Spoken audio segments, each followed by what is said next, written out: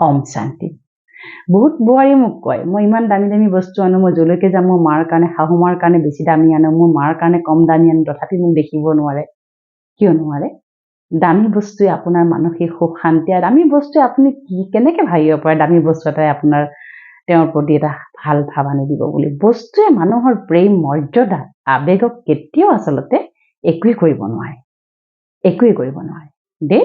গতিকে আপোনালোকে ঘৰখনৰ ভিতৰত সুখ শান্তিয়ে থাকক, আপোনালোকৰ ঘৰখনৰ ভিতৰতে আপোনালোকে পজিটিভিটি নিৰ্মাণ কৰক, আন মানুহৰ জীৱনত সুখ শান্তি আনন্দ শক্তি পবিত্ৰতা দিব্যতা স্থাপনা কৰিব পৰাৰ ডাঙৰ কৰ্তব্য মই ভাবোঁ আৰু পৃথিৱীত একো নাই।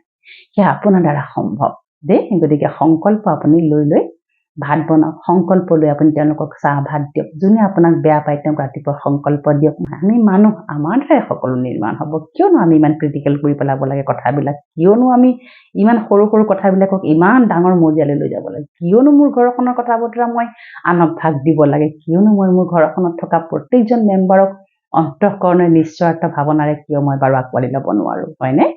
কাৰণ আমি মনুষ্য, আমাৰ দৰে সকলো সম্ভৱ, আমি জীৱশ্ৰেষ্ঠ মনুষ্য। গতিকে শাহুগৰাকীয়ে যদি পাৰে বোৱাৰীগৰাকীক সদায় ভাইব্ৰেশ্যন দিব, তুমি জ্ঞানস্বৰূপ, প্ৰেমস্বৰূপ, আনন্দস্বৰূপ, সুখস্বৰূপ, দিব্যস্বৰূপ, পৰম পবিত্ৰ স্বৰূপ, তুমি মোৰ পৰম আজ্ঞাকাৰী সন্তান। কাৰণ বোৱাৰীগৰাকী সদায় বোৱাৰী হৈ নাথাকে, আপোনাৰ সন্তানৰ তুল্য হয়। কাৰণ জীৱনৰ অন্তিম সময়ত কেতিয়াবা দেখো সেই বোৱাৰীগৰাকীয়ে আপোনালোকক আলপেচান ধৰিবলগীয়া অৱস্থা হয়গৈ। গতিকে শেষত সেই বোৱাৰীগৰাকীয়ে ঘৰৰ এগৰাকী একমাত্ৰ আপোনাৰ শৰণাৰ্থী হৈ পেলাই থিয় হৈ থাকে। গতিকে সদায় এনেকৈ আশীৰ্বাদ দিব, তুমি ভাগ্যশালী, সৌভাগ্যশালী, তুমি সন্তুষ্টতা হ'ব। আমি তোমাক লৈ বহুত সুখী, তোমাক শতকোটি ধন্যবাদ যে তুমি আমাক প্ৰতিটো পদক্ষেপত ইমান সহায় কৰি আছা। মই তোমাক নিস্বাৰ্থ ভাৱনাৰে অন্তঃকৰণৰে সহন কৰোঁ, গ্ৰহণ কৰোঁ আৰু সহযোগ কৰোঁ। তুমি মোৰ সন্তান, তুমি সুস্বাস্থ্যৱান নিৰোগী দীৰ্ঘায়ু হোৱা, তোমাৰ সকলো কৰ্মত তুমি সফলতা অৰ্জন কৰা, তুমি প্ৰেমস্বৰূপ, আনন্দস্বৰূপ, সুখস্বৰূপ, দিব্যস্বৰূপ, পৰম পবিত্ৰ স্বৰূপ আত্মা হোৱা। এইকেইটা কথা কৈ দিয়াৰ লগে লগে আপোনাৰ মনত যিবিলাক বুজা থাকিব নহয়, এই যে কমপ্লেইনবিলাক, তাই এনেকুৱাহে, তাই তেনেকুৱাহে, তাই তেনেকুৱাহে, সেইটোহে বেয়া, এইটোহে বেয়া, সেইবিলাক লাহে লাহে নোহোৱা হ'বলৈ আৰম্ভ কৰিব। কৰি চাওকচোন, এই যাদুৰ দৰে কাম কৰিব দেই।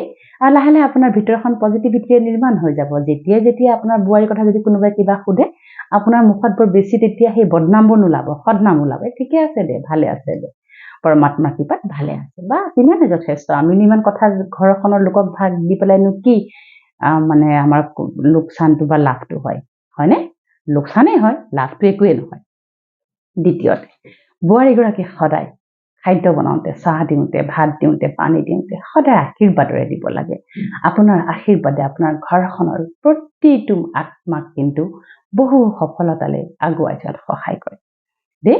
গতিকে আপুনি সদায় নিজৰ শাহুগৰাকীকে হওক বা অন্যান্য যিসকল পৰিয়ালবৰ্গ আছে সকলোকে আশীৰ্বাদ দি পেলাই আপুনি খাদ্য দিব, ৰান্ধিব, যে আপোনালোক প্ৰেমস্বৰূপ, আনন্দস্বৰূপ, সুখস্বৰূপ, দিব্যস্বৰূপ, পৰম পবিত্ৰ স্বৰূপ। আপোনালোক যেনেকৈ মোৰ বাবে বহুত ভাল, মই বহুত সৌভাগ্যশালী যে আপোনালোকৰ লগত আজি একেলগে মই জীৱনত এয়া সংযোজন কৰি, মোৰ জীৱন মই আপোনালোকৰ লগত সংযোজন কৰি আজি আমি একেলগে আছো। এনেকৈ আপুনি ভাৱনাৰে দিব। আপোনালোকৰ বহুত ভাল হওক, আপোনালোকৰ বহুত কল্যাণ হওক, আপোনালোক সুস্বাস্থ্যৱান নিৰোগী আৰু দীৰ্ঘায়ু হওক। আপোনালোকে মোক বহুত ভাল পায়, আপোনালোকে মোক নিস্বাৰ্থভাৱে সহন কৰে, গ্ৰহণ কৰে। আপোনালোক শান্ত আৰু স্থিৰ, আপোনালোক জ্ঞানী, আপোনালোকে মোক প্ৰতিটো কথাত সহযোগ কৰে, আপোনালোকে মোক নিস্বাৰ্থভাৱে প্ৰেম কৰে। মই আপোনালোকৰ শ্ৰেষ্ঠ বোৱাৰী। বা এই ভাৱনাৰে আপুনি সদায় কৰকচোন, তেতিয়া সেই টু মে আৰু বদনাম তাৰ বদনাম, ইজনীৰ কিবা প্ৰব্লেম, সিজনীৰ কিবা প্ৰব্লেম, এইবিলাক একেবাৰে নোহোৱা হৈ যাব। আচলতে সকলো মনৰ লগত কথা। আপোনাৰ মন যিমান পবিত্ৰ হৈ থাকিব, সিমানে বেয়া নিগেটিভিটি চিন্তন নাহিব, আৰু চিন্তন আপোনাৰ মনে গ্ৰহণ নকৰিব। যদিও আপুনি ভাবিও ল'লে কিবা নিগেটিভিটি বা নিগেটিভ কথা, কাৰোবাৰ বেয়া কথা কিবা, আপুনি দেখিবা আপোনাৰ মনে সেইটো গ্ৰহণ নকৰিব। আপোনাৰ মনে আপোনাক বুজাব যে নহয়, তেনেকৈ ভাবিব নাপায়, এনেকৈ ভাবা দেই। সেইবাবে আমি সংকল্পৰ দ্বাৰা সিদ্ধি 55 দিনৰ পৰিক্ৰমা দিওঁ। এই 55 দিনৰ ভিতৰত আপোনাৰ কিন্তু ভিতৰত পজিটিভিটি নিৰ্মাণ হ'বই হ'ব। গতিকে কিদৰে কৰিব? সৰ্বপ্ৰথমে আপুনি ঘৰখনৰ ভিতৰত যদি ইমান দিনে আপুনি আনৰ চৰ্চা কৰি আছে, ইমান দিনে যদি আপুনি ঘৰখনৰ ভিতৰৰ মানুহখিনিৰ কথাই যদি আপুনি মনে মনে ফোনত পাতিছে বা কাৰোবাক কৈ আছে, তেন্তে আপুনি ধৰি লওক যে আপোনাৰ ঘৰখনত আপুনি হাজাৰ ধুতি নীতি নিয়ম কানুন পূজা পাঠ কৰিলেও আপোনাৰ ঘৰলৈ সুখ শান্তি নাহে। বহুত ইম্পৰ্টেণ্ট কথা দেই, বহুত ইম্পৰ্টেণ্ট কথা। কথাটো কেনেকুৱা হয় জানানে, আমি ঘৰখনৰ ভিতৰতে আছোঁ, একেলগে খাইছোঁ বৈছোঁ, আপুনি খাদ্য বনাইছে, বেলেগে খাইছে, সকলো ঠিকেই আছে, কিন্তু যেতিয়া ৰুমে ৰুমে প্ৰৱেশ কৰা হয় তেতিয়া কিন্তু ফোনত কি হয়, ইজনীৰ কথা সিজনী, শাহুৱেকৰ কথা বোৱাৰীৰ কথা শাহুৱেকৰ পৰাপক্ষত আমি কি কৰোঁ, বেলেগক আমি বৰ্ণন কৰিবলৈ চেষ্টা কৰোঁ, যিটোৱে আজি ঘৰবিলাকত মাৰাত্মক নিগেটিভিটিৰ প্ৰভাৱ পেলাইছে, মাৰাত্মক নিগেটিভিটিৰ প্ৰভাৱ পেলাইছে। আপুনি ভাবিছে মই কৈছোঁহে, ক'লে একো নহয়, তাতেই গোটেই খেলখন হৈছে। কাৰণ নিগেটিভিটি বা পজিটিভিটি হৈছে মাত্ৰ ভাইব্ৰেশ্যন, অ'ৰা, শক্তি, এনাৰ্জি, যিটো এনাৰ্জি ইতিমধ্যে আপুনি আপোনাৰ ঘৰখনত দি দিলে, ৰোপণ কৰি ল'লে। এতিয়া আপোনাৰ ঘৰখনৰ পৰা আমি যে বহুত পূজা পাঠ কৰোঁ, কিবা কিবি কৰোঁ, সেই পূজা পাঠবিলাকৰ মাহাত্ম্য কি আচলতে? যে ঘৰখনৰ ভিতৰত থকা বেয়া শক্তি, ভৌতিক কিবা বেয়া শক্তি যদি আছে সেইবিলাকক বাহিৰ কৰা আৰু ঘৰখনৰ ভিতৰত প্ৰশান্তিৰ স্থাপনা কৰা।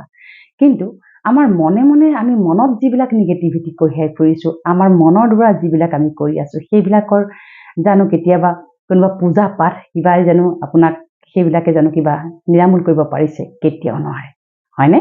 গতিকে পূজা পাঠে ডেফিনেটলি বাতাবৰণটো শুদ্ধ কৰে, সেইটো পৰিৱেশত সেইখিনিতে থাকিলে ভাল লাগিব, কিন্তু আপোনাৰ মনটোততো সেই পূজা পাঠ সোমাই যোৱা নাই, আপোনাৰ মনটোতো তেনেকেই থাকিল নে? 12টা মাহত 13টা পূজা কৰক, যদি মনৰ পৰিৱৰ্তন নহয় কি অৰ্থ, কি ভাৱাৰ্থ, হয়নে? গতিকে পৰমাত্মাই কয় সেইবিলাক ভৌতিকবাদৰ আগত আচলতে নিজৰ যিটো ভিতৰত আপোনাৰ যিটোক আমি পূজা কৰিব লাগে, নিজৰ আত্মাক পূজন কৰিব লাগে, নিজৰ আত্মাক আমি দিশা দেখুৱাব লাগে, আমাৰ আত্মাক আমি কিছু কথা বতৰা নীতি নিয়মেৰে বান্ধি ৰাখিব লাগে, যাৰ বাবে আমি আমাৰ ঘৰখনকে স্বৰ্গলৈ ৰূপান্তৰিত কৰিব পাৰোঁ। এতিয়া কথা হ'ল এনেকুৱা ধৰণৰ এই 5টা কাম আপুনি ঘৰখনৰ ভিতৰত একেবাৰে সমূলি নকৰিব, আৰু যদি আপুনি কৰি আছে তেতিয়াহ'লে আপুনি আজিৰে পৰা কৰাটো বন্ধ কৰি দিয়ক। মই গেৰেণ্টি সহকাৰে কৈছোঁ আপোনাৰ ঘৰখনত পজিটিভিটি নিৰ্মাণ হ'ব। প্ৰথম কথাটো হৈছে এগৰাকীৰ অনুপস্থিত সেইগৰাকীৰ বদনাম গোৱা, ফোনতে হওক ক'ৰবাতে হওক, হয়নে?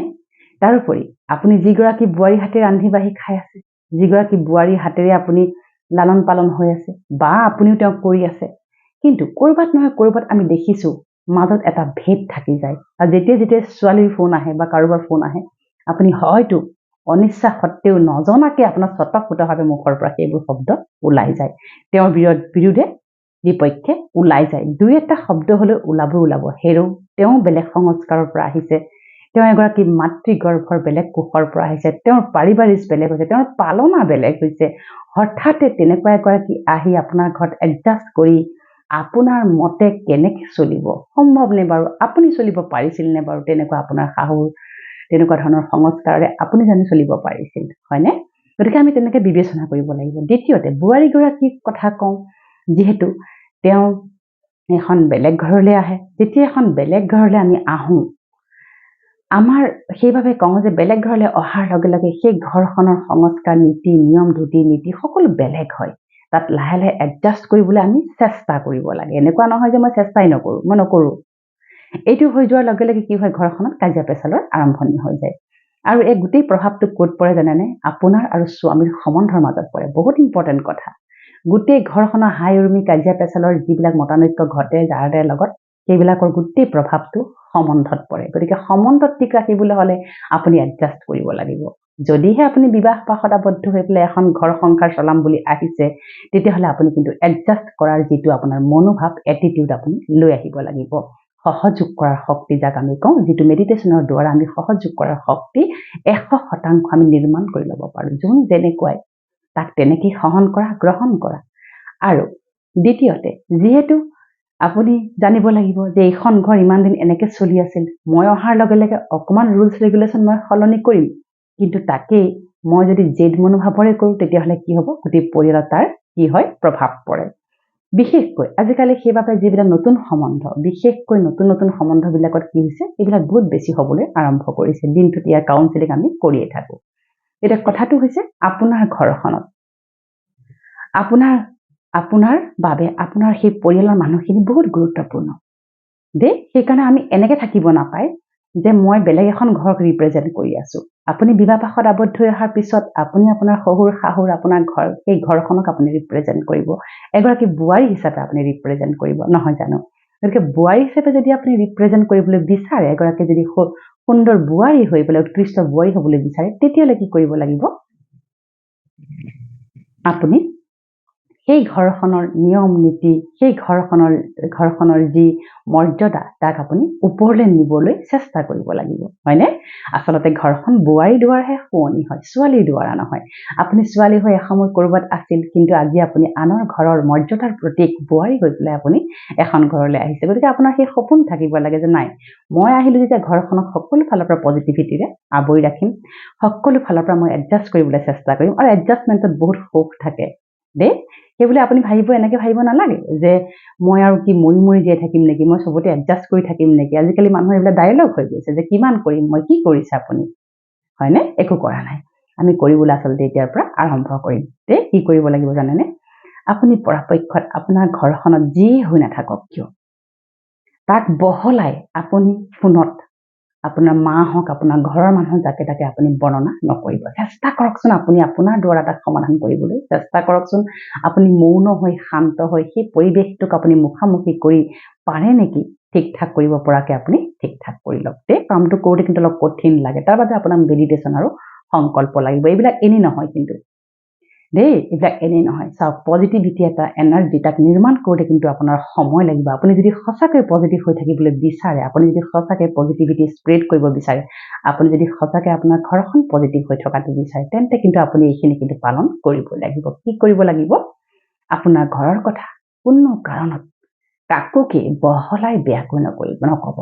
যদিও ঘৰখনৰ ভিতৰত কিবা হৈ আছে, চলি আছে, সেইবিলাক যিমান পাৰি ঘৰখনৰ ভিতৰতে আলোচনা বিলোচনাৰ মাজেদি সেইখন ঘৰৰে এগৰাকী অন্তৰংগ সদস্য হিচাপে নিজকে মানি লৈ পেলাই আপুনি বা নিজকে আপুনি গণ্য কৰি সেই পৰিস্থিতিটোক আপুনি উদ্ধাৰ কৰিব পাৰিব লাগিব। কাৰণ এসময়ত গৈ সেইখন ঘৰৰ আপোনাৰে হৈ পৰিব, সেইখন ঘৰৰ মালিকী স্বত্ব আপোনাৰ হাতলৈ আহিব, আৰু আপুনি সেইখন ঘৰৰ শেষ পৰিচয় হৈ থাকিবগৈ, নহয় জানো? গতিকে এনেকৈ ভাবিব নালাগে যে মই কাৰোবাৰ অধীন, কাৰোবাৰ ডমিনেশ্যনত আছোঁ, ক'ৰবালৈ গুচি আহিলোঁ, নিজৰ ঘৰতে ভাল আছে, এনেকুৱা ধৰণৰ কথা একেবাৰে আচলতে ঠিক নহয়। দ্বিতীয়তে, যেতিয়া আপুনি খাদ্য বনায়, সংকল্পৰে খাদ্য বনাব। কাৰণ আপুনি এখন ঘৰলৈ আহিছে, আপুনি এখন ঘৰলৈ অহাৰ পিছত আপুনি যি মনোভাৱৰে খাদ্য বনাব, সেই মনোভাৱ আপোনাৰ খাদ্যৰ যোগেদি আনৰ আত্মালৈ কি হ'ব? প্ৰভাৱান্বিত হ'ব। তাৰ বাবে মোৰ এখন পুথি আছে, যেনেকৈ সমস্যা তেনেকৈ সমাধান। তাত সকলো সংকল্প মই শুদ্ধ সহজ অসমীয়া ভাষাত লিখি ৰাখিছোঁ। যদি আপোনালোকে ইচ্ছা কৰে সেইখন আপোনালোকে গ্ৰহণ কৰিব পাৰে। মোৰ ইয়াতে হোৱাটছআপ নাম্বাৰ দি থোৱা আছে, তাতে বুকিং কৰিলে কেৱল মোৰ অনুৰোধ হোৱাটছআপ মেছেজহে কৰিব, ফোন নকৰিব। দিনটোত বহু ফোন আহে, ইমান ফোন আমাৰ আচলতে ৰিচিভ কৰা নাযায়। গতিকে মোৰ বিশেষ অনুৰোধ, আপোনালোকে ফোন নকৰিব, কেৱল হোৱাটছআপ মেছেজ কৰি কিতাপখন বুকিং কৰি লওক। তাৰোপৰি আপোনাৰ যদি কিবা ব্যক্তিগত সমস্যা আছে, তাৰ বাবে যদি আপুনি কাউন্সেলিং কৰিব বিচাৰিছে, কিবা যদি সমাধান পাব বিচাৰিছে, এই কাউন্সেলিং কিন্তু বিনামূলীয়া নহয়, তাৰ বাবে এটা নিৰ্ধাৰিত ফিজ আছে। গতিকে তাৰ কাৰণে যদি আপোনাক প্ৰয়োজন আছে, আপুনি হোৱাটছআপ নাম্বাৰটোত আপোনাৰ কাউন্সেলিঙৰ কাৰণে বুকিং কৰিব বিচাৰিছোঁ বুলি আপুনি মেছেজ কৰিব, ফোন নকৰিব। কাৰণ ফোন কৰিলে আমাৰ ফালৰ পৰা ধৰা নাযাব, কাৰণ দিনটোত প্ৰায় 500-1000তকৈ ওপৰত বেছি ফোন আহে। গতিকে মোৰ অনুৰোধ বিশেষ যাতে মেছেজ কৰে। হ'ব, আপোনালোকৰ জীৱনটো সুখ শান্তি আনন্দ প্ৰাচুৰ্যৰে পৰিপূৰ্ণ হওক।